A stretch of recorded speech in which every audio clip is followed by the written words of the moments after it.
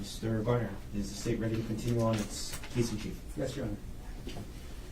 Before the state would like to call its next witness, the state would like to read a stipulation into evidence. Okay, before you do, so ladies and gentlemen of the jury, Mr. Garner is going to read a stipulation of facts out loud to you. This has already occurred in the trial, and just like that other stipulation of facts, the facts that are read out loud to you by Mr. Garner, if they're agreed upon by the parties, these are not facts that are in dispute, and you are to treat these facts as conclusively proved. Mr. Garner. It is hereby stipulated and agreed by and between the State of Hawaii, represented by Joel R. Garner, Deputy Prosecuting Attorney, City and County of Honolulu, State of Hawaii, and Defendant Gerhardt Konig, represented by Thomas M. Otake, Esquire, that the following facts are true and accurate and shall be admitted into evidence at trial in lieu of testimonial and/or documentary evidence. 1.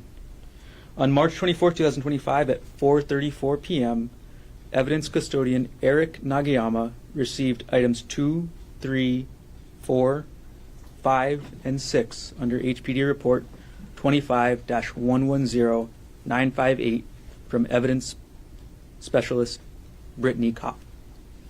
Evidence custodian Eric Nagayama placed items 2, 3, 4, 5, and 6 into the evidence room. From the time that Eric Nagayama took possession of items 2, 3, 4, 5, and 6, to the time he placed them in the evidence room, the items were in the sole custody and control of Mr. Nagayama. During that time, the items were not tampered with, altered, substituted, or destroyed in any way. Number 2. On March 27, 2025, 2:57 p.m., evidence custodian Ejo Urakami removed item 2 under HPD Report 25-110958 from the evidence room and provided it to Detective Tracy Spacek. From the time that evidence custodian Ejo Urakami removed item 2 under HPD Report 25-110958 to the time that he provided it to Detective Spacek, item 2 remained in the sole custody and control of Mr. Urakami. During that time, the item was not tampered with, altered, substituted, or destroyed in any way. Number 3. On March 27, 2025 at 2:58 p.m., evidence custodian Ejo Urakami received item number 2 under HPD Report 25-110958 from the Detective Tracy Spacek and placed it into the evidence room. From the time that evidence custodian Urakami received item 2 to the time he placed it in the evidence room, item 2 remained in the sole custody and control of Mr. Urakami. During that time, the item was not tampered with, altered, substituted, or destroyed in any way. On March 25th, 2025, at 7:14, Number 4. On March 25th, 2025, at 7:14 a.m., evidence custodian Keo Mika removed items 13 and 14 under HPD Report 25-110958 from Evidence Locker 121 at the Honolulu Police Department main station and placed them in the evidence room. From the time that evidence custodian Mika removed the items from the storage locker to the time that he placed them in the evidence room, the items remained in the sole custody and control of Mr. Mika. During that time, the items were not tampered with, altered, substituted, or destroyed in any way. Number 5. On March 26, 2025, at 10:42 a.m., evidence custodian Lucia Gonzalez received item 24 under HPD Report 25-110958 from Evidence Specialist Garrick Baligad. Evidence custodian Lucia Gonzalez placed item 24 into the evidence room. From the time that Lucia Gonzalez took possession of item 24 to the time that she placed the item in the evidence room, the item was in the sole custody and control of Ms. Gonzalez. During that time, the item was not tampered with, altered, substituted, or destroyed in any way. Number 6. On March 26, 2025, at 8:21 p.m., evidence custodian Jeanette Moses received item 45 under HPD Report 25-110958. Received item 45 under HPD Report 25-110958 from Evidence Specialist Mohammed Salame. Evidence custodian Jeanette Moses placed item 45 into the evidence room. From the time that Jeanette Moses took possession of item 45 to the time she placed the item in the evidence room, the item was in the sole custody and control of Ms. Moses. During that time, the item was not tampered with, altered, substituted, or destroyed in any way. Number 7. On March 31st, 2025, at 10:40 a.m., evidence custodian Brenda Montpetit retrieved items 2, 3, 4, 5, 6, 13, 14, 24, and 45, and provided them to Michelle Amorin. From the time that evidence custodian Montpetit retrieved items 2, 3, 4, 5, 6, 13, 14, 24, and 45, to the time that she provided them to Michelle Amorin, the items remained in the sole custody and control of Ms. Montpetit. During that time, the items were not tampered with, altered, substituted, or destroyed in any way. And number 8, all of the above occurred in the city and county of Honolulu, state of Hawaii. Thank you. Mr. Garner. Now, state's next witness. The state calls Michelle Amorin.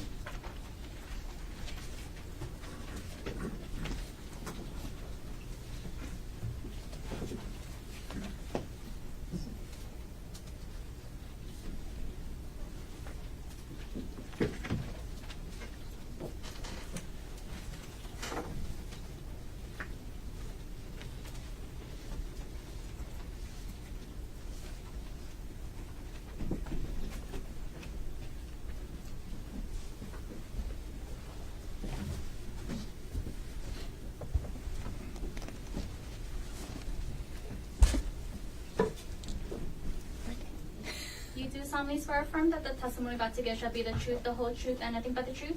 I do.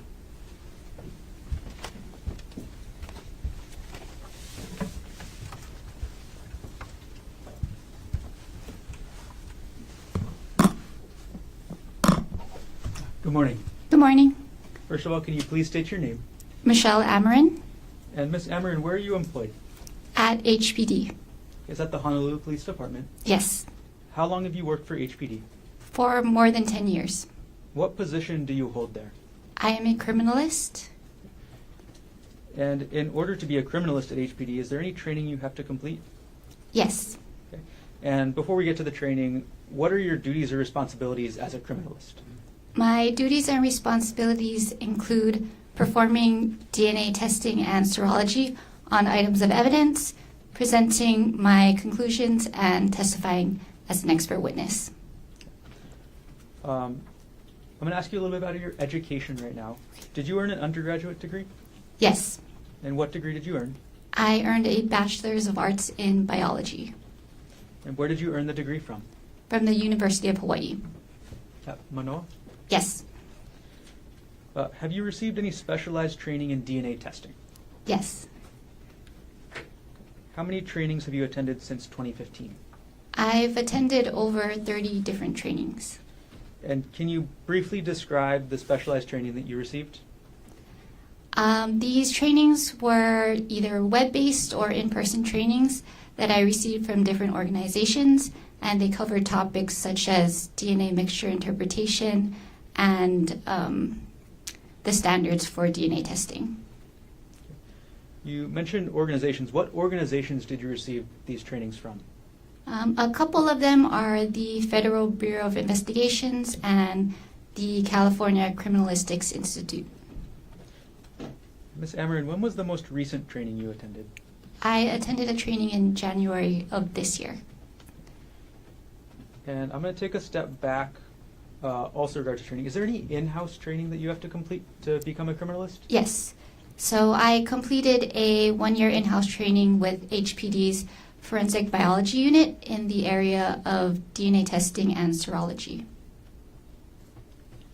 And did you have to pass any exams before you started your work as a criminalist?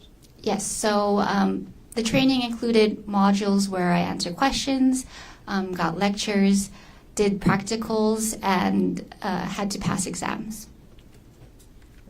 Ms. Amorin, do you have any certifications related to your work? Yes, I'm certified in molecular biology by the American Board of Criminalistics. What does it mean to be certified in molecular biology? It means I have attained the professional qualifications in knowledge, education, and experience to practice in my field of forensics. And you mentioned a organization that gave that certification. Yes, the American Board of Criminalistics. And what is that? That is the organization that provides me with this certification. Got it. Okay, you mentioned a couple terms so far. I want to follow up on them. You mentioned the term serology. What does serology mean? Serology pertains to tests that can determine the possible presence of a biological fluid. At HPD, we test for blood, semen, or saliva stains. And you mentioned forensic DNA testing. What does that mean? Forensic DNA testing is the application of DNA testing in criminal cases. About how many times have you performed serological analysis? I've performed serology on over 300 different samples. About how many times have you performed forensic DNA analysis? On over 1,000 samples. Have you ever been qualified to offer opinion testimony in court before? Yes, Approximately how many times? over 10 times. All right, during those 10 plus times, did you offer your opinion in forensic DNA testing and serology? Yes, At this point, Your Honor, the state offers the witness as qualified to provide opinion testimony in the area of serology and forensic DNA testing, subject to any voir dire examination. Mr. Ozaki. No objection to her qualifications. Okay. Ladies and gentlemen of the jury, Ms. Amorin will be allowed to provide opinion testimony to you in the areas of serology and forensic DNA testing. You may proceed. Okay. Ms. Amorin, is the DNA analysis and serology that you'll testify to today based on your training, experience, and education in the field of forensic biology? yes, Are the conclusions regarding the DNA analysis and serology testing that you'll testify to are the conclusions that you reach in this case accurate and reliable? yes, Okay. And to drill down on those definitions, by accurate do you mean that they were the result of or based on established methods of examination which are widely accepted as valid within your profession? yes, And are those methods widely accepted as valid by other experts in your field? yes, And when we use the term reliable, does that mean that the results you achieved could be replicated or duplicated by following the same established methods that you followed in this case? yes. Okay. Ms. Amorin, where is the current HPD main police station located? It's located at 801 South Baratania Street in Honolulu. Are you familiar with the place there called the Scientific Investigation Section? Yes, What is that? that is HPD's forensics lab. Is it known as SIS for short? Yes, And to use common terms, would that also be what somebody would call the crime lab? yes, you can think of it as a crime lab. What different units are there in SIS? There are 6 different units: the forensic biology unit, the drug unit, trace unit, firearms unit, latent print unit, and the crime scene unit. And what is the forensic biology unit? That's the unit I work at, and that focuses on DNA testing and serology. Does the forensic biology unit have any accreditations? Yes, Okay. What are they? the lab is accredited in forensic testing. And is it okay if I call the forensic biology unit the FBU from now on? Sure. When was the FBU last accredited? It was accredited in December of 2024. Who was the agency that issued that accreditation? That would be ANAB, which stands for the ANSI National Accreditation Board. Yes. Okay. And then, I know that acronym just started with a different acronym. What does ANSI stand for? The American National Standards Institute. Okay. So the full acronym for ANAB is American National Standards Institute National Accreditation Board. Yes. Okay. All right. What does it mean to be accredited by the ANAB? It means that the lab is 100% compliant with national and international standards in forensic testing. And why is that significant or important? That's important because it ensures that we're using procedures that will produce quality work. What does the FBU do to maintain its accreditation status? The FBU, we undergo either internal or external audits each year, which will evaluate if we are following those standards. Now, moving on a little bit, Ms. Amorin, does the HPD FBU have standard operating procedures for DNA testing? Yes, And going forward, can I use the acronym SOPs for standard operating procedures? sure, yes. Why does HPD have SOPs? HPD has SOPs to ensure that the analysts are using validated procedures that, again, will produce quality work. Are you familiar with the HPD SOPs? Yes, As part of the SOPs, do you use control samples when doing testing? yes. Before I get any further, what is a control sample? There are two control samples, a positive and negative control, and these control samples are used to either determine if there could be possible contamination in my procedures or to ensure that the instruments and the reagents that we use are working properly. Okay. And you said two different types of control samples? Yes, Okay. Is the first one a reagent control? yes, that would be the negative control. Okay. And what does the reagent control help you determine? That one will help me determine if there's possible contamination in any step of my procedure. In that sample, there should be no DNA, so at the end of my results, if I have no DNA in it, then I know that there's no contamination in my procedures. And the other type of control sample you mentioned, is that the positive control? Yes. Okay. What is the positive control?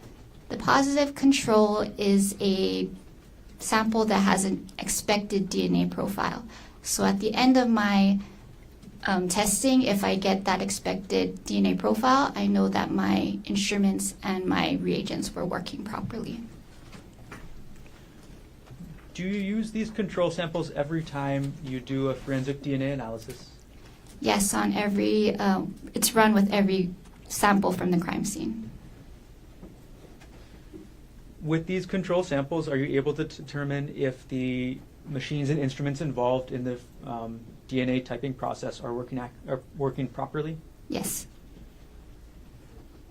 Did you use these control samples and follow the procedures every time you used any machines or instruments in this case? yes, Did you review the results of running those control samples in this case every time you processed samples? I did. And what were the results of the use of the reagent control and the positive control in this case? For both controls, they came out as expected.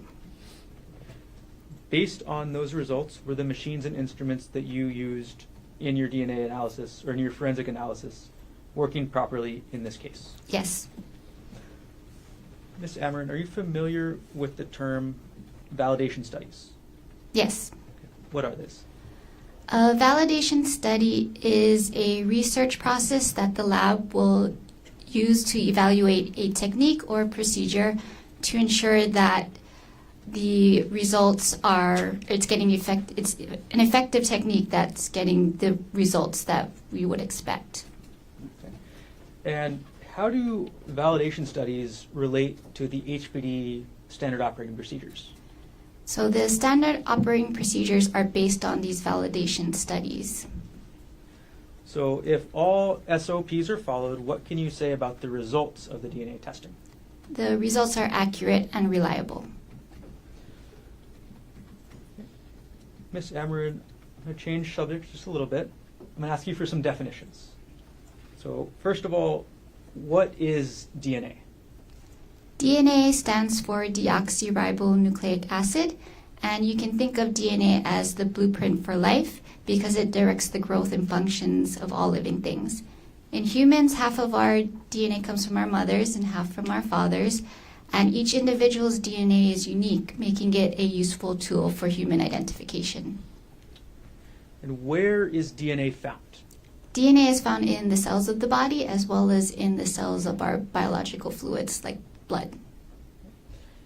Is there any difference in DNA found from different types of cells from the same person? I wouldn't expect there to be a difference, no. Okay. So DNA from saliva, is that any different from DNA from blood? It shouldn't be, no. So in a case such as the ones you deal with at the forensic biology unit, what are you trying to determine through DNA testing?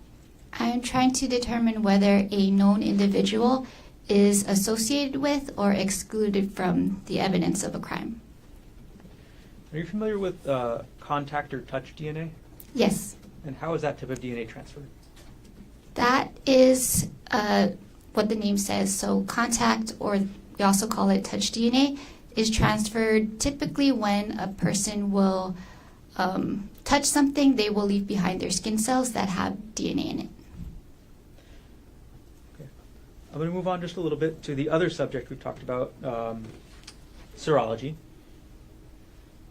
Starting off, what is serology? Serology is a test that we use to determine if a possible biological stain is blood, semen, or saliva. Okay. And did you do any types of serological testing in this case? Yes, What kind of tests did you use? I use two different tests for blood. The first one is called blood ID, and the second is hemotrace. Is there any difference between the blood ID test and the hemotrace test? Yes. What is the difference? So the blood ID is a color-changing test that will turn blue if positive for blood. The second test, hemotrace, is a antibody antigen test, similar to like a pregnancy test or a rapid COVID test, where two lines will indicate positive for human origin and one line would be a negative result. Why do you do both the blood? Sorry. Why do you do both the blood ID and the hemotrace tests? So both of these tests are used to help guide me and determine if I should take the sample for further testing for DNA or whether I can stop testing that stain because it might not be blood. Are both the blood ID tests and the hemotrace test considered scientifically valid? Yes, Are they generally accepted and widely used in the field of forensic biology? yes. Does HPD SIS have any sort of serological or screening test to detect contact or touch DNA? No, Okay. To your knowledge, does any labs have that? not to my knowledge, no. And is touch DNA or any type of DNA visible to the naked eye? No, it's microscopic. Okay. Next topic, Ms. Amorin. In general, how is DNA testing performed?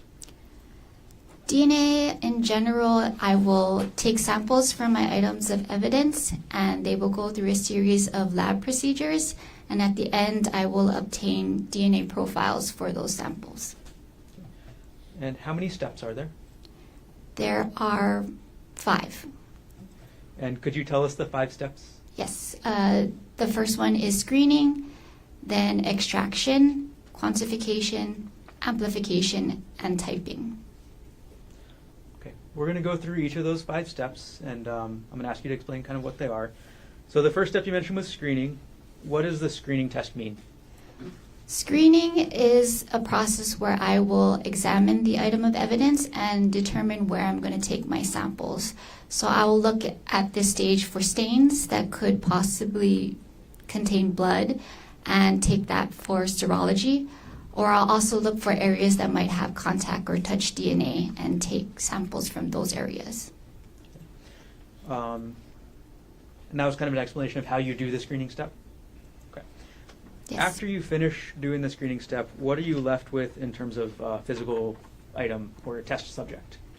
At the end of my screening, I'm either left with a cutting from the item, say like a piece of fabric, I'll take a cutting of it, or a swab, which is similar to like a Q-tip, where I'll rub the swab against an item to take the DNA off of it. Okay, so, and is that it for the screening step? Other than doing serology testing, yes. Okay. We'll come back to the serology in a bit. So now that you've got this either swab or cutting, what's the next step in the DNA testing that you do? So after I have my samples, they're in small little test tubes, and those samples will go through extraction. And what is the extraction process? So extraction is used to release the DNA from the cells. So in this step, I will add reagents, and I will also use heat to help break open the cells and release the DNA.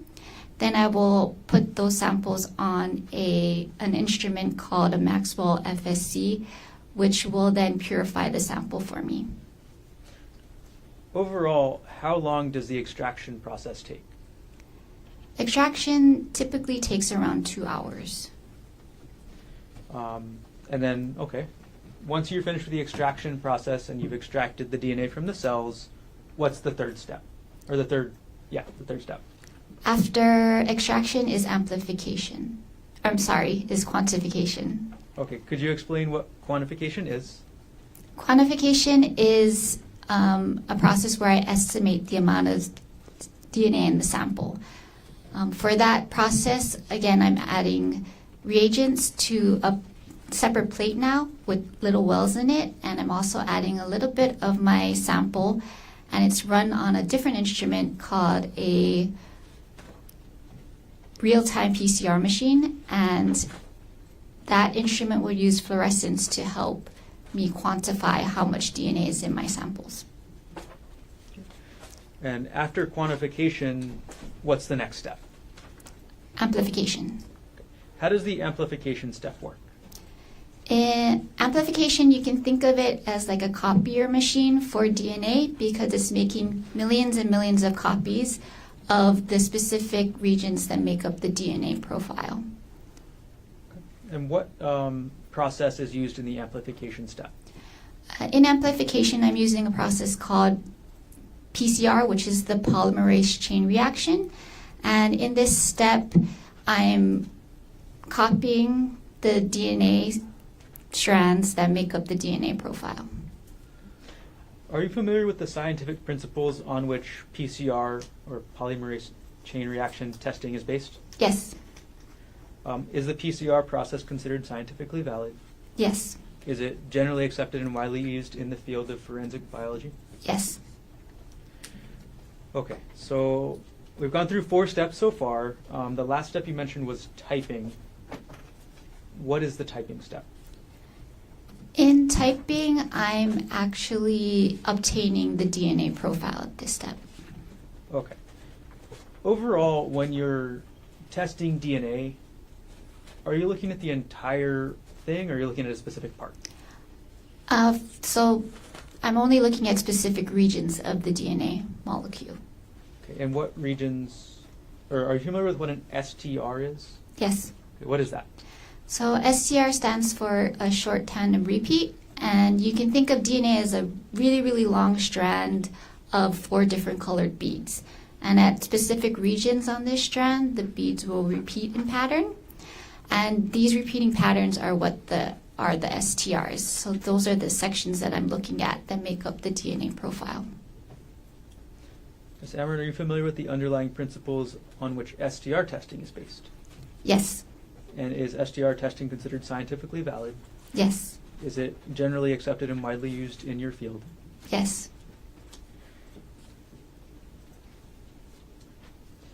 All right, Ms. Amorin, would 2 unrelated people ever expect to have the exact same DNA profile? Unless they are identical siblings, then no. No 2 people will have the same DNA profile. And can the DNA typing step tell you the gender of the contributor? Yes, so I can tell the gender of the contributors for a DNA profile. Okay, and how do you do that? There are 3 different regions in the DNA profile that are sex markers, and these will help me determine if there is a male or female present in it. And to clarify, are you doing that sort of determination in a single source sample or a mixture? Usually only for single source Okay, samples in this case. got it. And then, sorry to ask a follow-up, could you tell us the difference between a single source profile and a mixture? A single source profile is a DNA profile from one individual, while a mixture is a DNA profile from multiple different people. And how would you be able to tell if a profile you're looking at is single source versus a mixture? In a single source profile, I expect to see only 2 inherited characteristics for those STRs. There's 21 that we look at, and if there should only be 1 or 2 at each location, and then that will tell me it's a single source profile.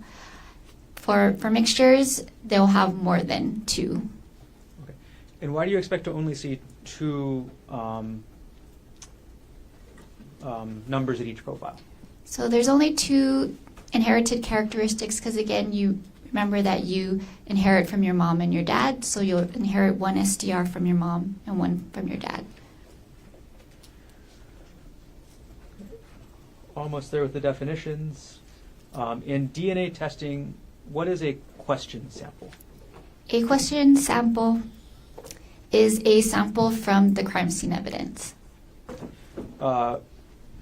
Do you know, at a question sample, at the start of your analysis, who contributed to that sample? No, it's unknown, so it's questionable who is the source of this DNA. And in DNA testing, what is a known sample or reference sample? A known sample or reference sample is a DNA profile from a known individual. And how would you get a reference sample normally? How is it collected? Yes. I don't collect it, but typically you will get a swab and you'll swab the inside of a person's mouth. Is it a buccal swab? Yes. Okay. Now, how does the DNA comparison process work? DNA comparisons, there's 2 types. The first type is manual comparisons, and that's what I can do, is where I'll look at the DNA profile of the crime scene evidence, the question sample, and I'll compare it to the known DNA profile from that known individual and see if there's any similarities or differences. The second type of comparison is done by another analyst, and they're using a computer software to help them do the comparisons. Okay. And you said you do the manual interpretation. Yes. So in this case, did you perform DNA comparisons between the question samples and known reference samples? Yes, for some of the samples, yes. And did any other analysts participate and use the computer program you mentioned? Yes. Okay, who was that? Criminalist Scott Henderson. So just so we're clear, in terms of your testimony today, can you tell us the extent of the analysis that you're testifying to? I will be presenting conclusions on the presence of blood, the presence of human DNA. I will also tell you the number of contributors or the number of individuals in this DNA profile, as well as sometimes I will give you whether it's a male or female contributor. And I can also provide you with exclusions. Okay. So in terms of manual DNA comparisons, your role in this case is limited to exclusions. Yes. Okay. Okay, let's get into this case, Ms. Amorin. In this case, were you assigned to conduct serological and DNA analysis testing under HPD report number 25-110958? Yes. How were you assigned to do that work? The lab was received a request from a Detective Spacek. Do you recall which date the request came in? March 25, 2025. What items did you test in this case? I tested a t-shirt, shorts, swabs from the crime scene, 2 reference buccal swabs, and a rock. And the reference buccal swabs, is that the same thing we were talking about earlier that create the known samples? Yes.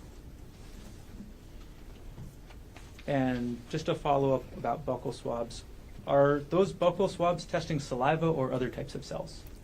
They are testing mainly saliva, but also the inner cheek swabs that or inner cheek cells that are taken.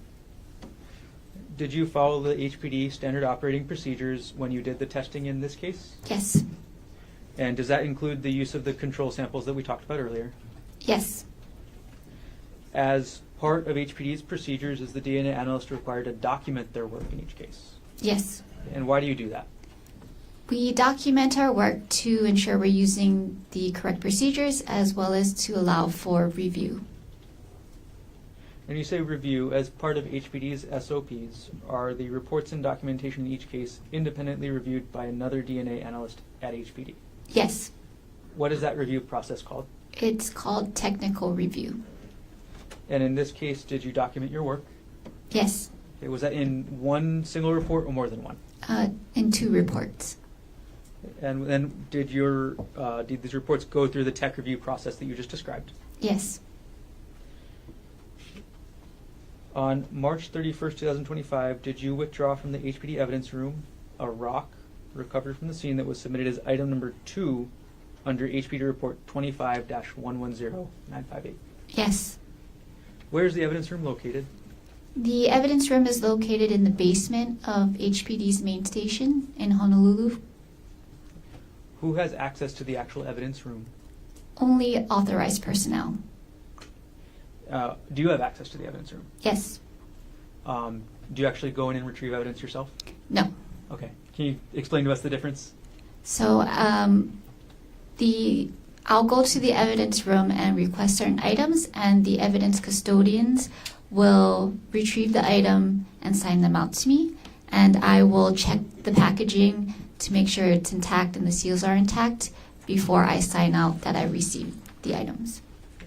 And who did you sign out the rock item number 2 from on March 31st, 2025? From Criminalist, I'm sorry, evidence custodian Brenda Monpetit. With regards to all the items you tested in this case, did you retrieve them all from Ms. Monpetit? Yes. What kind of tests did you perform on the rock listed as item number 2 in this case? I performed blood testing and human DNA testing. Prior to testing, was the rock that you signed out from Brenda Monpetit in your sole and continuous custody from the time you withdrew it from the evidence room to the time that you tested it? Yes. How was the rock packaged? The rock was packaged in a sealed brown paper bag, kind of like a grocery bag, and it was sealed with an evidence tape that was signed and dated. Were the seals on that with that evidence tape tampered with, altered, or destroyed? There was no evidence of tampering. And from the time that you retrieved the rock to the time that you did your testing on it, did you tamper with, alter, or destroy anything about the rock? No. How many areas of the rock did you test? 2 different areas. Okay. And what was the mechanics of how you tested that? How I chose those 2 areas? I'm sorry. What did you actually physically do to the rock? Oh, okay.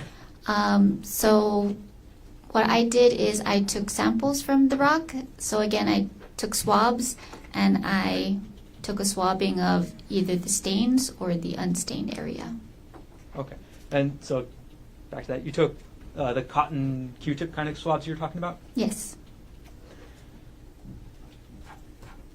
All right. And then did you designate the swab of the stained area as 2.105230Q1? Yes. Did you designate your swab of the unstained area as 2.105230AQ1? Yes. All right. What were the results of the tests? And what tests did you do on those swabs? I performed blood serology and DNA testing. All right. We're going to go to that first swab. What were the results of the test that you performed on the rock, on the stained portion of the rock designated as 2.105230Q1? The results were screening for the presence of human blood was positive, and screening for the presence of human DNA was positive. Okay, so the serological tests, the blood ID and the hemodin came back positive? Yes. and the DNA, there was also human DNA present. Yes. Were you able to obtain, or sorry, before I get there, how many contributors were on that stained side of the rock? For the stain, may I review my report? Sure. Your report is, I believe, on a binder behind you. And if you could flip to, I think it's exhibit number 200, and let us know when you're done.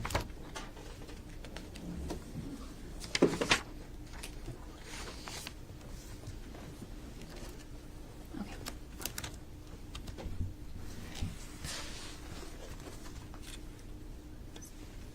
For the stained area of the rock, the DNA profile obtained was consistent with one female individual. Okay. So total number of contributors to the stained area of the rock was? 1. And the gender of the contributor? Female. Ms. Amorin, did I miss any other results from that sample yet? No. There is one more thing I can say. Okay. Is that about a comparison? Yes. Okay. We'll come back to the comparison. Okay.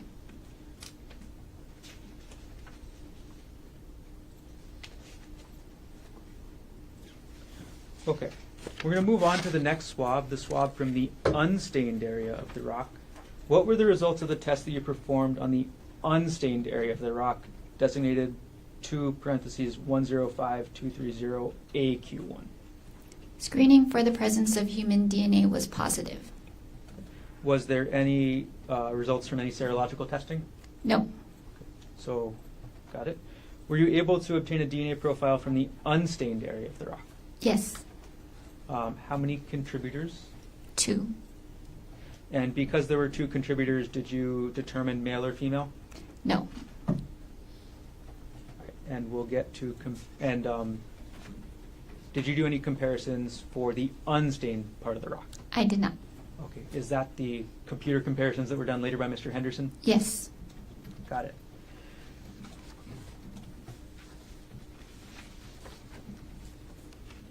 Okay, so I'm moving forward. On March 31st, 2025, did you withdraw from the HPD evidence room a swab titled as swab from stain from plant off trail that was submitted as item number 3 under HPD report 25-110958? Yes. Who did you sign that item out from? From Brenda Montpetit. Was this item then designated in your report as lab control 3(105230Q1? Yes. And I'm going to pause from the questions for a minute. When we say Q1 at the end of those numbers, bless you. When we say Q1, what does that mean? Q1 is just a way for the lab to designate that this is from a question sample or the sample from the crime scene. So there's a Q at the end of the sample name. Got it. And what kind of tests did you perform on this swab 3(105230Q1? I performed blood serology and human DNA testing. Prior to your testing, was this swab that you signed out from Brenda Montpetit in your sole and continuous custody from the time you withdrew it from the evidence room to the time you tested it? Yes. Were there any seals broken on that swab? No. And then prior to conducting your testing, was the swab tampered with, altered, or destroyed in any way while it was in your custody and control? No. What were the results of the test that you performed on the swab designated 3(105230Q1? And let's start with the serological testing. Screening for the presence of human blood was positive, and screening for the presence of human DNA was positive. So ultimately, were you able to obtain a DNA profile from this swab? Yes. Were you able to estimate a number of contributors? Yes. How many? 2 contributors. And again, because and is an estimate of 2 contributors, is that considered a single sample, a single source sample, or a mixture? It's considered a mixture. And because this was a mixed sample, did you determine the gender of any contributors? No. Right. And then did you do any comparison for this swab? No. Okay. Was there a comparison done with the computer program later? Yes. Got it. All right. Moving on. On March 31st, 2025, did you withdraw from the HPD evidence room a swab labeled as stain from plant from leaf on trail? Yes. And that was submitted as item number 4 under HPD report 25-110958. Yes. And who did you sign that swab out from? Brenda Mon Petit. And was this item designated as lab control 4, parentheses 105230, and parentheses Q1? Yes. What kind of test did you perform on this swab? I performed blood serology and human DNA testing. Prior to your testing, was the swab that you signed out from Brenda Montpetit in your sole and continuous custody from the time you withdrew it to the time you tested it? Yes. Were there any seals that were broken on that swab that you could see? There were no seals broken. Prior to conducting the testing, was the swab tampered with, altered, destroyed, substituted in any way while it was in your custody and control? No. Okay. And then could you tell us the results of the tests that you performed on the swab designated 4, parentheses 105230 Q1? Screening for the presence of human blood was positive, and screening for the presence of human DNA was positive. And were you able to obtain a DNA profile from this swab? Yes. Was this a single source sample or was this a mixture? A single source from one individual. Okay. And as it was single source from one individual, were you able to determine a gender? Yes, it was female. And then did you do any comparisons for this swab? Yes. And we'll come back to that in a few minutes as well.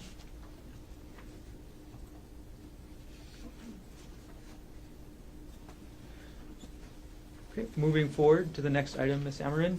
On March 31st, 2025, did you withdraw from the HPD evidence room a swab titled as stain from tree branch that was submitted as item number 5 under HPD report 25-110958? Yes. Okay. And then who did you sign that item out from? Brenda Mon Petit. And did you designate that item in your report as lab control 5, parentheses 105230, and parentheses Q1? Yes. And since I keep reading all these parentheses out, what does those numbers 105230 mean? That's just my ID number.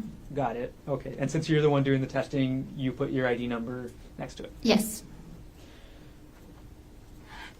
What kind of test did you perform on the swab labeled as 5, parentheses 105230, and parentheses Q1? Blood serology and human DNA testing. Okay. Prior to your testing, was this swab that you signed out from Brenda Montpetit in your sole and continuous custody from the time you withdrew it to the time you tested it? Yes. And prior to conducting the testing, was the swab tampered with, altered, destroyed, or substituted in any way while it was in your custody and control? No. All right. Ms. Amorin, what were the results of the test that you performed on the swab designated as 5, parentheses 105230 Q1? Screening for the presence of human blood was positive, and screening for the presence of human DNA was positive. Were you able to obtain a DNA profile from this swab? Yes. And was this a single source or a mixture profile? This was single source, so one contributor. And what was the gender of the contributor? Female. And did you do any comparisons for this swab? Yes. So manual comparisons for swab 5, 105230. Yes.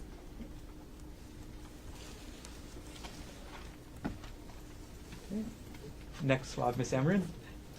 On March 31st, 2025, did you withdraw from the HPD evidence room a swab titled as stain from ground under bush, labeled as item number 6 under HPD report 25-110958?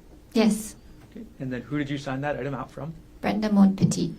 Was this item designated as lab control 6, parentheses 105230, and parentheses Q1?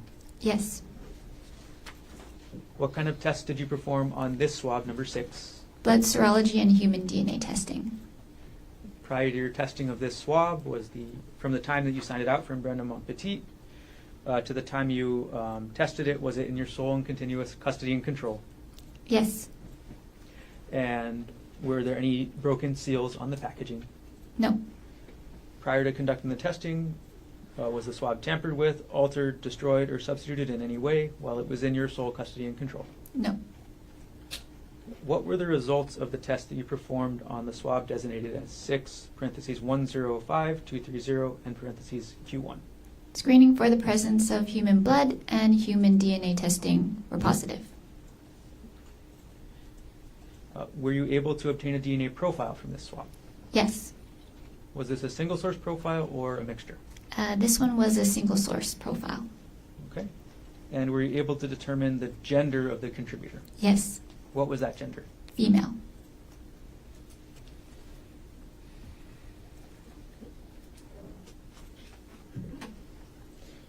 All right, Ms. Amorin, next object. On March 31st, 2025, did you also withdraw from the evidence room a T-shirt labeled as recovered from the defendant that was submitted as item number 13 under HPD report 25-110958? Yes.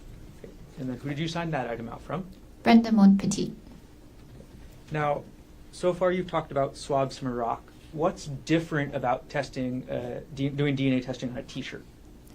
For the T-shirt, I took cuttings from this item instead of swabs. And how many samples or cuttings did you take from item 13, the T-shirt? 6. And as part of your work, do you document the areas of the T-shirt that you take cuttings from? Yes. Your Honor, may I approach now with States Exhibit 134 and 135, previously shown to defense? Yes.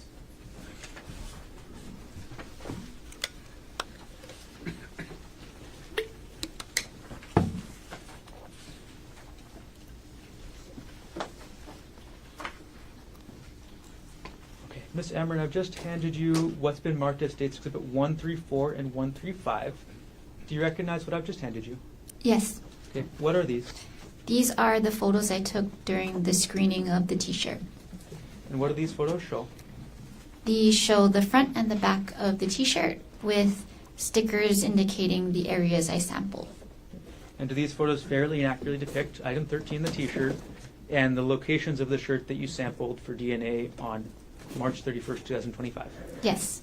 At this point, the state moves to admit States 134 and 135 into evidence. Mr. Otake, No objection.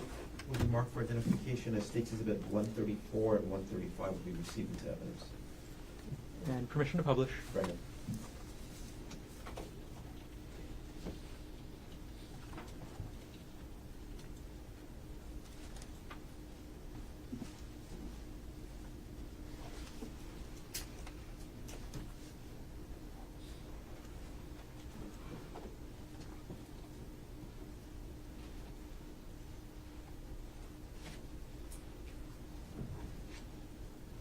All right, publishing now States Exhibit 134. Okay, Ms. Amorin, I'm going to hand you this iPad, and you can use a little stylus on it. If you could explain and show us the areas that you tested on this photograph.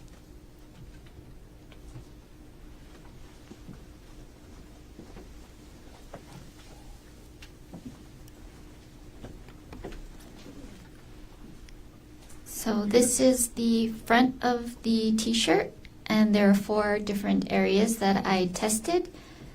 I observed 4 stains. So the first stain is this one here, and that one is the stain on the exterior right armpit.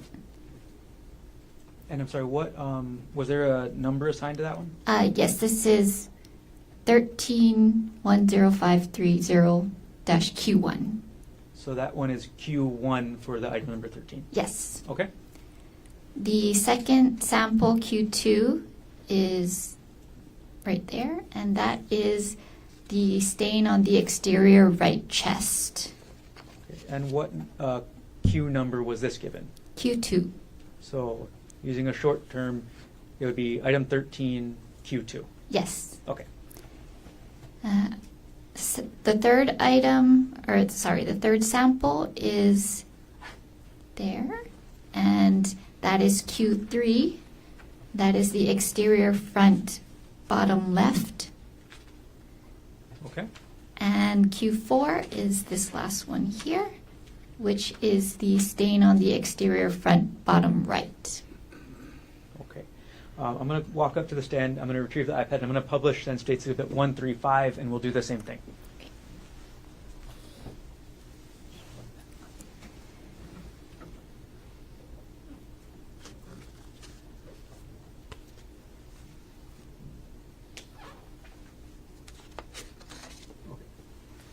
All right, we have States Exhibit 135 being published right now. Ms. Amorin, could you explain to us and show us using the laser pointer function which areas you tested? This is the back of the t-shirt, and there are two stains that I sampled. The first one is, it's not. Oh, I'm sorry. Ooh. Ooh. Sorry. Okay. Okay. Thank you. Okay. This stain on the top is the stain on the exterior top, back top. Okay. And what number or Q number was this given? That is Q5. Okay. And is this still item 13? Yes. Okay, so can we call this 13Q5? Yes. Okay. Is it okay going forward that I take out that string of numbers that's your ID? in each Sure. one? Got it. Okay, and what is the other stain or the other sample that you took from the rear of the t-shirt? The last sample was Q6, which is this stain here, and that is the exterior back center. Okay. Ms. Everett, I'm going to retrieve the iPad from you now.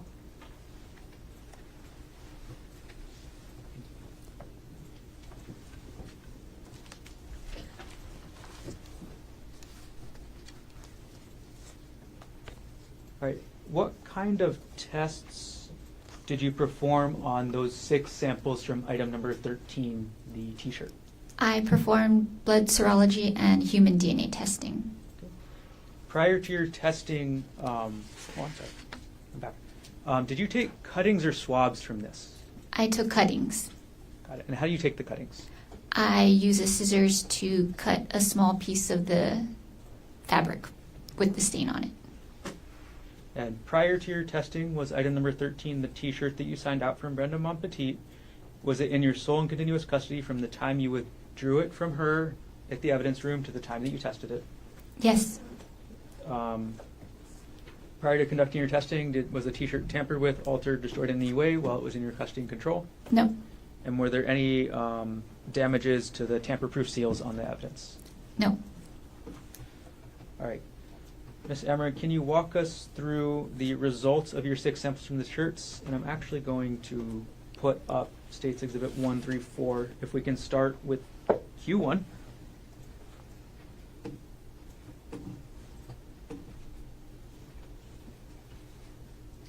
I'm sorry, this is States Exhibit 135. Publishing 134. And we're going to zoom in on the areas. So for the area marked Q1, what were the results of your testing? For Q1, the stain on exterior right armpit, screening for the presence of human blood and human DNA was positive. And for Q1, the stain on exterior right armpit, was that a single source or multiple? Multiple. And as it was a multiple source, did you determine, and could you determine the number of contributors? Yes, there were 2. Okay. And because there were 2 possible contributors, did you determine a gender? No. Got it.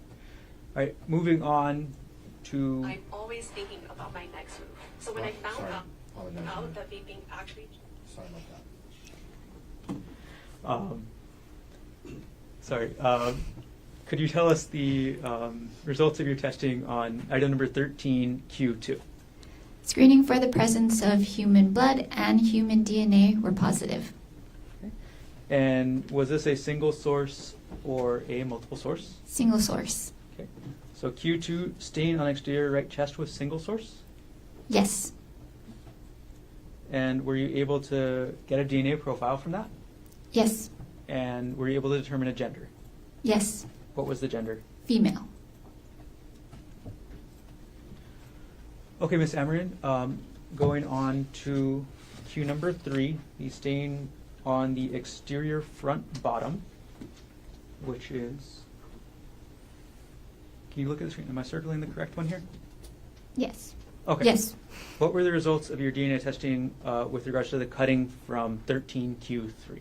Screening for the presence of human blood and human DNA were positive. And were you able to generate a DNA profile from this sample? Yes. Was it a single source profile? I'm sorry, how many contributors? There were 2 contributors. So not a single source profile. No. So as it was not a single source profile, did you determine whether it was male or female? No. All right. Moving on now to Q4, listed as the stain on exterior front bottom right. I'm circling now on the screen. What were the results of your DNA and serological testing on that sample? Screening for the presence of human blood and human DNA were positive. And was that, or how many contributors? For that sample, there were 2 contributors. And because it was 2 contributors, was it a single source or a mixture? It was a mixture. And because it was a mixture, did you determine the gender of any contributors? No. Right. We're going to now publish States Exhibit 135. And I'm going to zoom in on where the samples were. I'm sorry.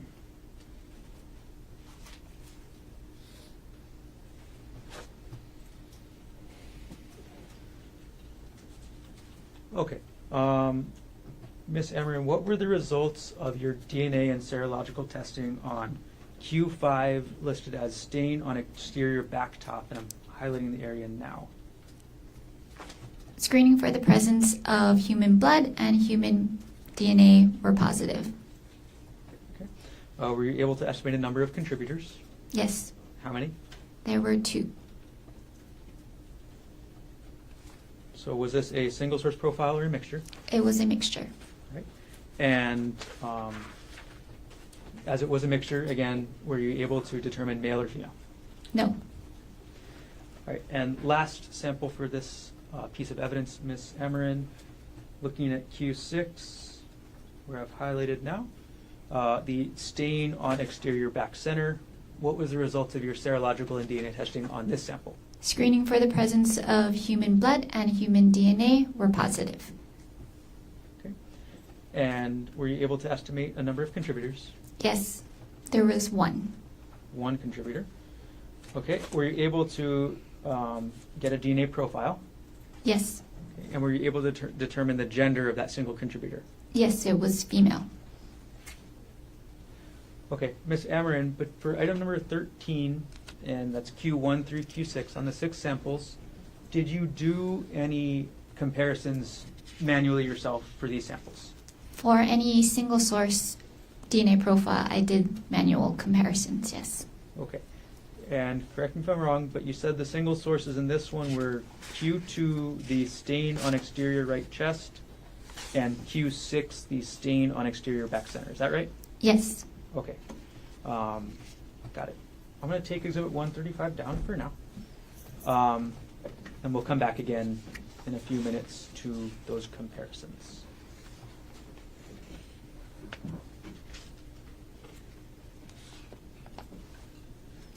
Now I'm going to move into the next section. Do you think now is appropriate for a break? We could do it now, or we could do it in about 10 minutes. We'll go about 10 more minutes. Okay. Sure.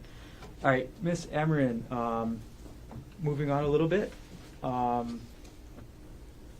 to item number 14. On March 31st, 2025, did you also withdraw from the evidence room a pair of shorts recovered from the defendant labeled as item 14 under HPD report 25-110958? Yes. Who did you sign those items out from? Brenda Montpetit. And overall, how many samples did you take from item number 14, the shorts? I sampled 6 different areas. Okay.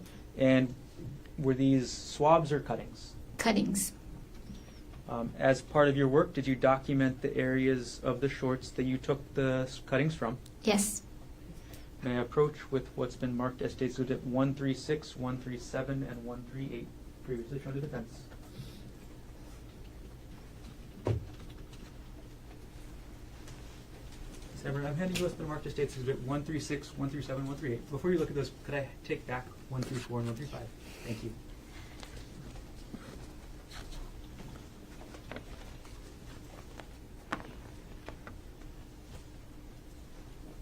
Okay, Ms. Amorin, do you recognize what I've just handed you? Yes. Okay, and what are these? These are the photos I took of the shorts during my screening stage.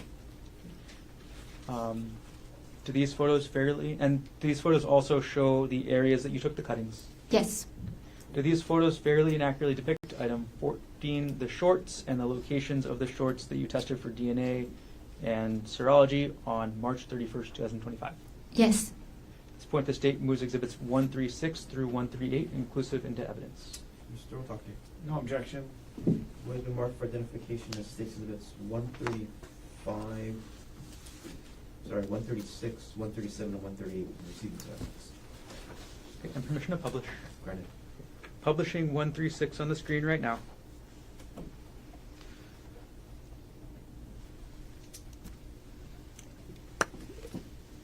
Okay. Ms. Amorin, I've published dates 136 on the screen. I'm going to hand you the iPad with the pen, and if you could circle and show us where you took the cuttings from, as well as highlight it with the pen.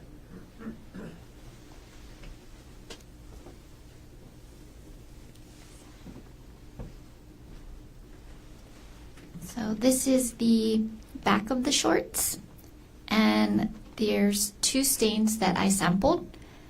The first one is the stain on exterior back center, which is this big stain here. And that's Q1, and Q2 is this stain here, which is the stain on exterior back right. Okay. I'm going to approach and I'm going to put up the next exhibit and we'll do the same.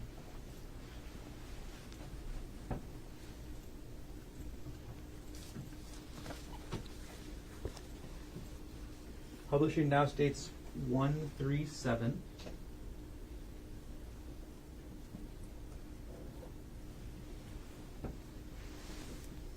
All right, could you demonstrate, Ms. Amorin, for us where you took cuttings on this photo?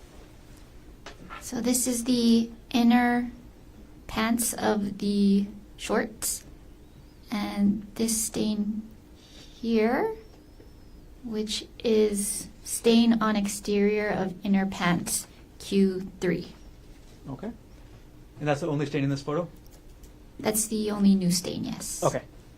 And I'm going to approach and I'm going to publish now it states 138.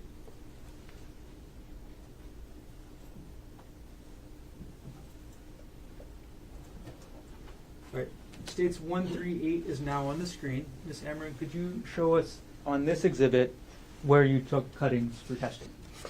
This is the front of the shorts, and there's 3 different areas I sampled.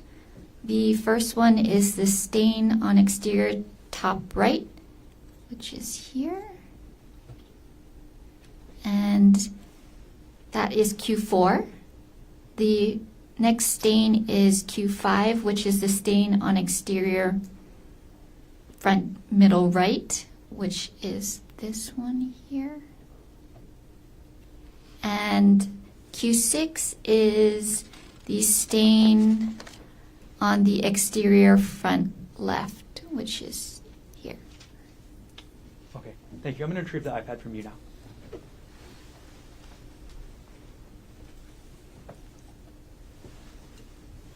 And I'm going to remove states 138.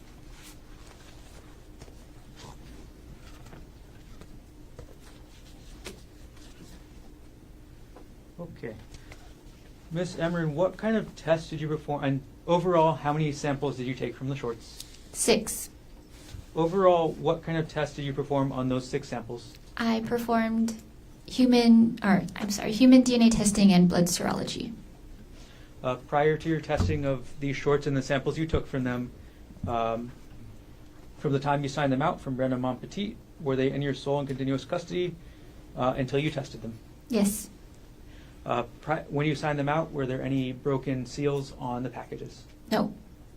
And prior to conducting your testing, did you tamper with, alter, destroy, substitute in any way the shorts item number 14 or any of the samples? No. Ms. Amorin, we're going to walk through those 6 samples you took, and I'll ask you for each one of them what your results were, and if you can explain, okay? Yes. All right. And then I'm going to publish so we can go along together with the photograph. So publishing now states Exhibit 136. And for Q1, Ms. Amorin, you said that was the large stain in the center. Is that right? Yes. Okay. What were the results of your serology and human DNA testing for this sample? Screening for the presence of human blood was negative, and no further testing was performed. So no DNA testing. Got it. Okay. For Q2, which is the stain on exterior back right, which I'm circling at the top of the photo, what were the results of your serological and DNA testing? Screening for the presence of human blood was negative. No further testing was performed. So no DNA testing. Yes, no DNA testing. Got it. Okay, I'm going to publish now States Exhibit number 137. And I'm going to, all right, 137 is on the screen. Circling the stain you indicated earlier on the bottom as Q3, stain on exterior of inner pants. What were your results of your DNA and serological testing for this sample? Screening for the presence of human blood was negative. No further testing was performed. So no DNA testing. Yes, no DNA testing. All right. And moving on to publish now States Exhibit 138. The Q4 from item number 14, stain on exterior front top right, which I'm going to circle with the laser pointer right now. Am I circling the correct one? Yes. Okay. What were the results of your DNA and serological testing on item number 14Q4? Screening for the presence of human blood and human DNA were positive. Okay.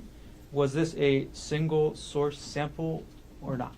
Yes, it was a single source. Okay. So because it was single source, did you then, be redundant, what was the number of contributors? 1 contributor. Okay. And was that contributor, were you able to determine the gender? Yes, it was female.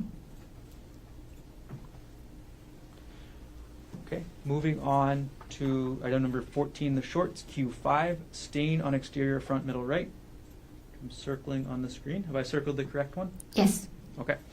What were the results of your serological and DNA testing for this item? Screening for the presence of human blood and human DNA were positive. Okay. Were you able to determine a number of contributors? Yes, one female contributor.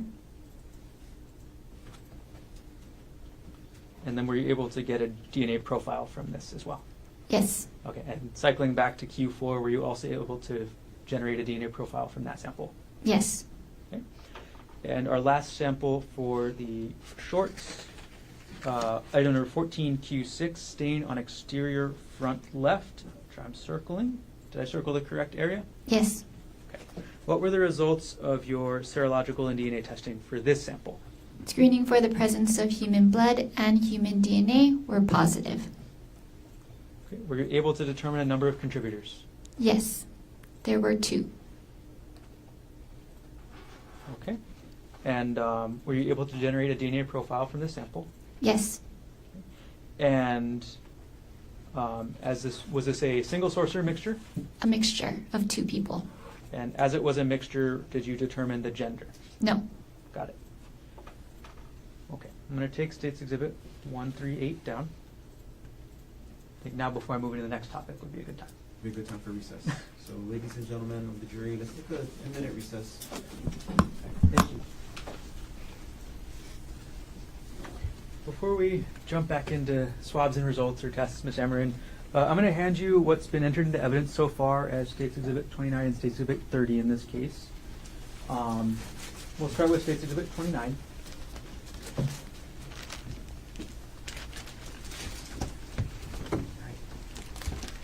When you say you take cuttings from these items, how big of a hole do you leave? A small hole Okay. around less than a centimeter And square. Can you still see all the holes of the cuttings you took on this exhibit? Yes. Okay. I'm going to retrieve State's Exhibit 29, and we'll do the same with 30.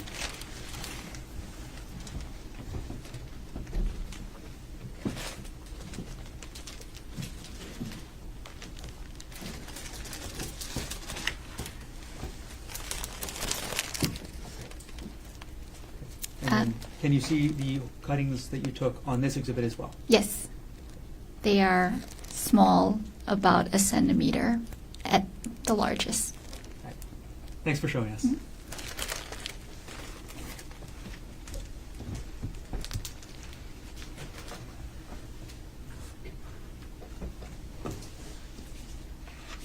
Okay, Michelle, in addition to the samples, the question samples that you've already talked about this morning, did you test any reference samples for this case?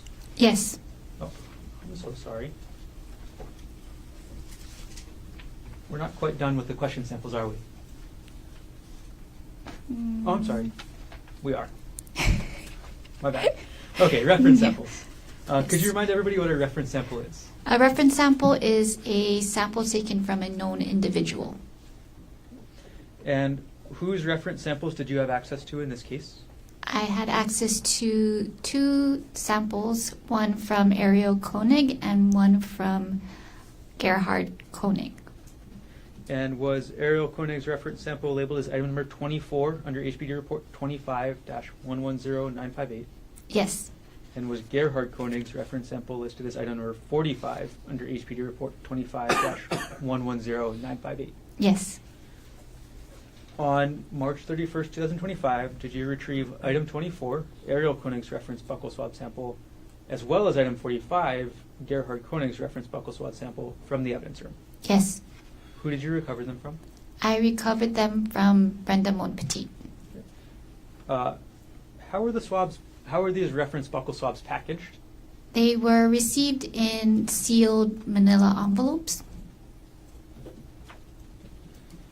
And at the time you received them, how many seals were on each package? 1 seal on each package. And was each seal signed or initialed?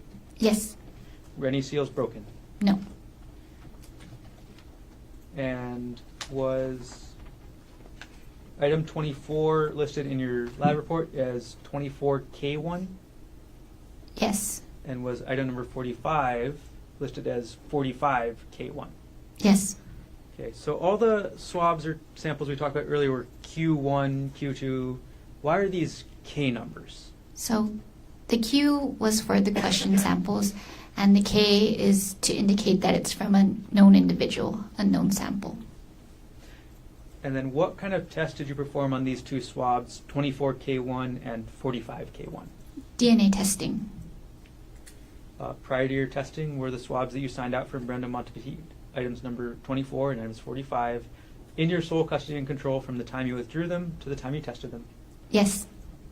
Prior to conducting the testing, while those items were in your control, were they tampered with, altered, substituted, or destroyed in any way? No. Were you able to develop a DNA profile from item number 24, Ariel Konig's reference sample? Yes. Were you able to develop a DNA profile from item number 45, Gerhardt Konig's reference sample? Yes. Okay. Now, the last area of questions I want to ask Ms. Amorin is to follow up on some comparisons you said you made earlier. In which kind of question samples did you compare the question sample with the 2 known reference samples? So I made comparisons when the question sample was single source or from one individual, and I could make my manual exclusions. Okay. And were your comparisons only limited to exclusions? Yes. Okay. So based on your comparison for the sample 2Q1, the stained portion of item 2, the rock, what were your results with the manual interpretation?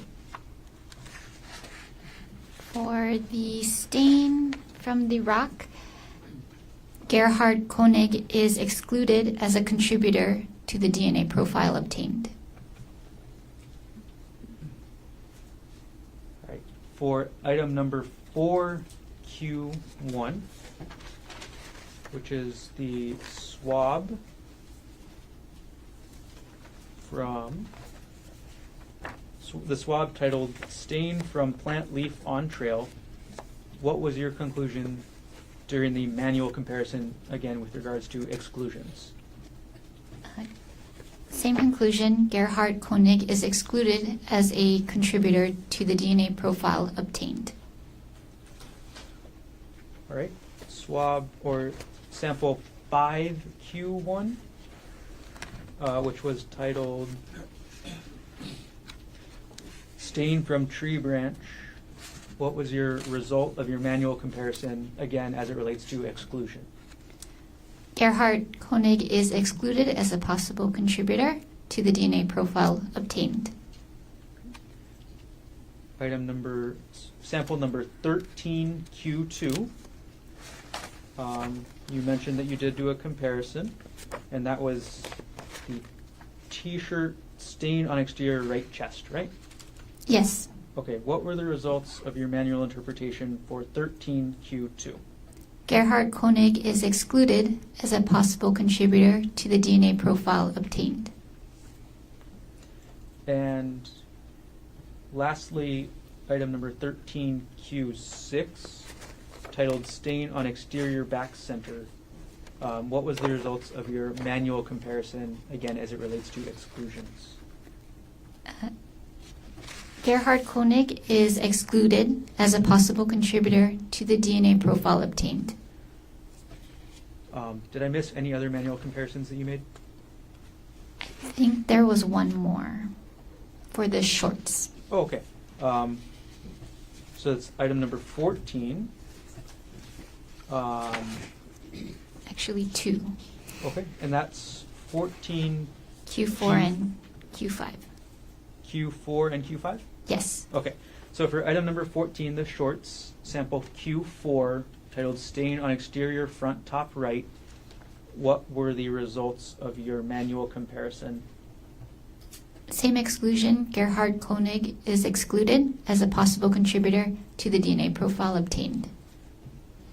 And for item 14, the shorts, Q5, for the samples titled "Stain on Exterior Front Middle Right," what was the result of your manual interpretation? Same exclusion, Gerhardt Konig is excluded as a possible contributor to the DNA profile obtained. All right, so that is 7 manual comparisons you did? Yes. For each of those samples, what was the result of the presence for blood? In all of those samples, the presence of human blood was positive. And in all of those samples, were you able to determine the gender of the contributor? Yes, it was all one female individual. All right. Any other comparisons done by yourself? No. Okay. And who else did any further comparisons? Criminalist Scott Henderson. Okay. All right. Did everything you testified to occur in the city and county of Honolulu, state of Hawaii? Yes. Thank you. I have no further questions at this time.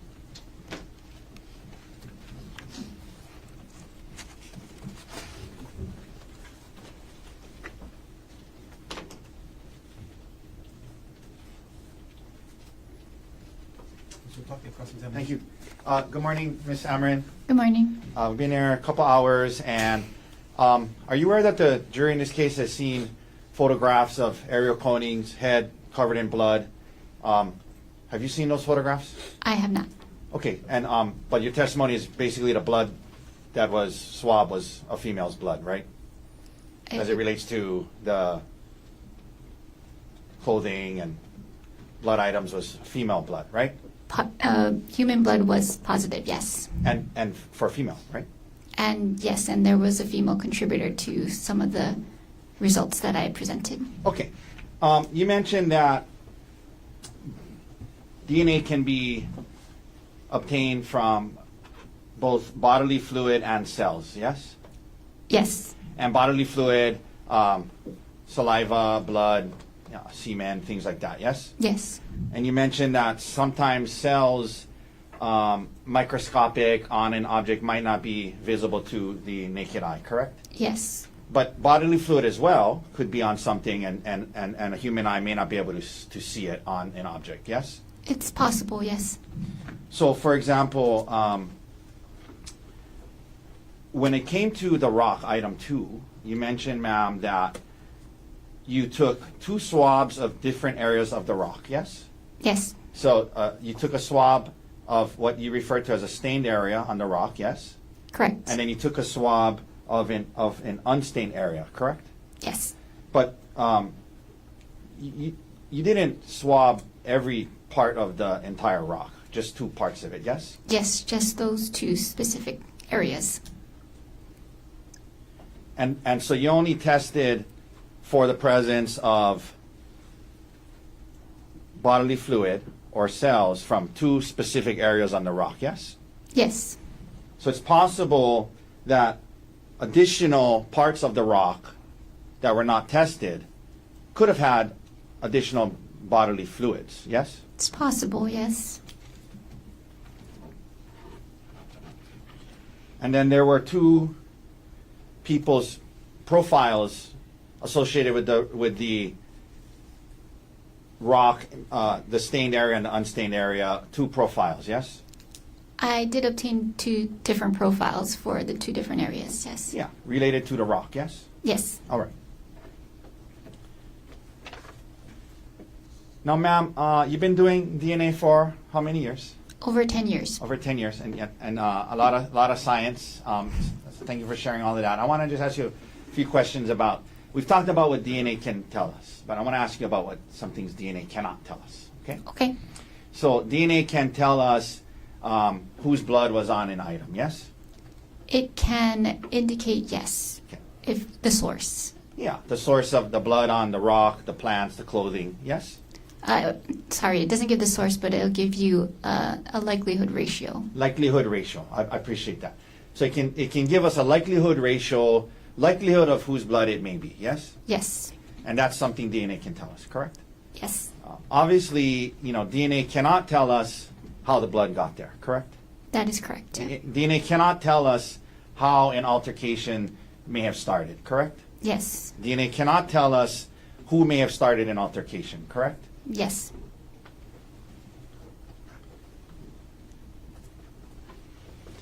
A lot of science, and one of the benefits of science is that, typically speaking, ideally, if it's done well, like I'm sure you guys do, science is unbiased, right? Generally speaking. yes. It doesn't have a should be. motive. It's not manipulative. It has no motive to lie. It just is what it is, right? Yes.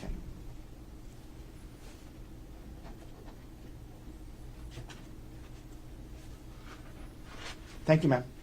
No further questions. Any redirect? Yes, go ahead.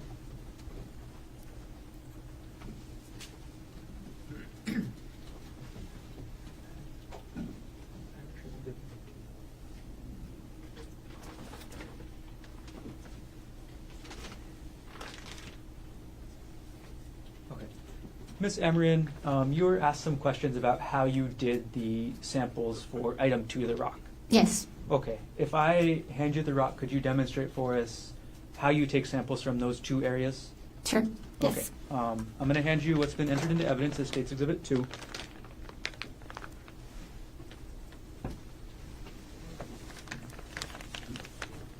sorry, if you could try to speak into the microphone while holding the exhibit up, and could you demonstrate how you took the sample first from the stained area?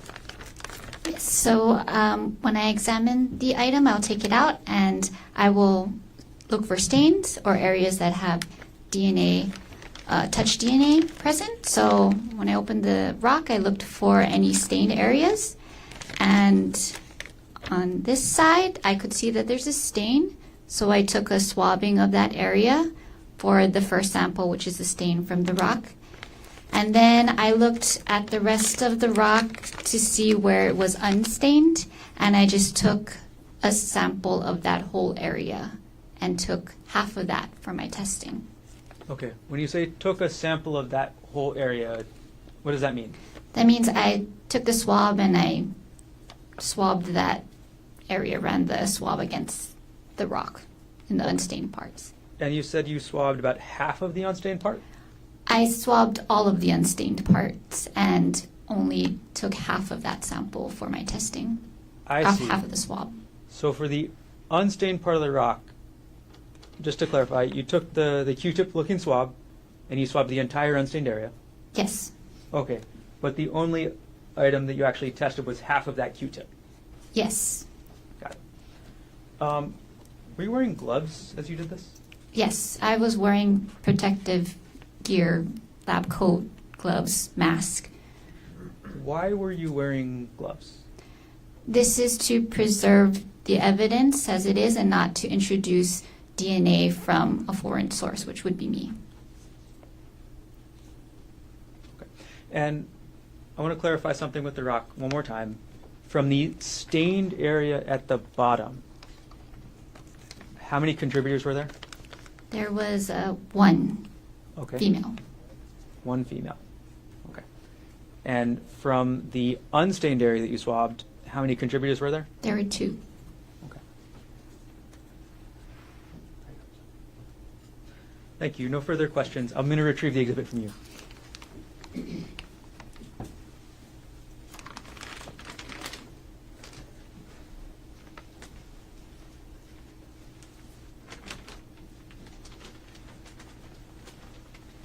Just brief follow-up.